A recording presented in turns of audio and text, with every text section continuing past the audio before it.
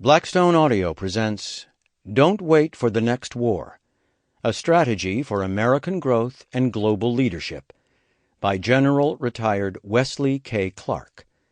This book is read by Donald Corren. This book is dedicated to American veterans who have served both in war and in peace. For more than a century, they have borne personally the weight of America's strategy in its successes and in its failures. In their honor, it is time for the United States to create an effective national strategy before the next war compels us to do so. Introduction.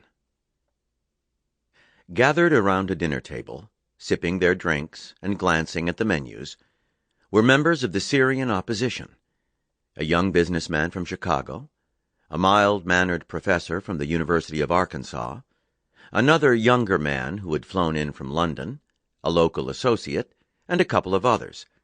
They were in Los Angeles in April 2013 looking for American support, money, friends, influence, and understanding. Most lived in the United States. Some had grown up here. All knew what America stood for: freedom, democracy, opportunity.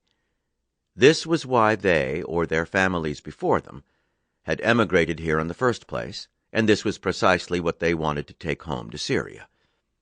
They also knew that America was incredibly strong economically, rich with technology, capital, and promise, and they were very much aware of what our armed forces were capable of.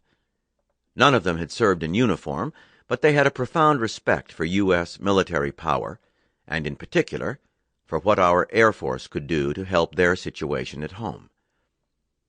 The situation in Syria was, of course, murderous. It was the spring of 2013, and the death toll in that nation had just surpassed 100,000. I was also at the table that night.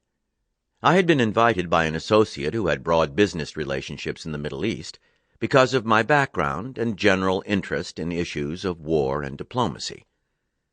Ultimately, while the Syrians wanted support from the U.S. government, they were also looking for friends and whatever forms of assistance might be available outside of government sources. So we talked about the struggles of a group of brave men and women to resist a tyrannical and brutal regime.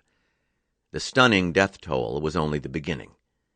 Millions of Syrians had been driven from their homes, and refugees were flooding into neighboring states to escape the fighting. Turkey, Lebanon, and Jordan. Sample complete. Ready to continue?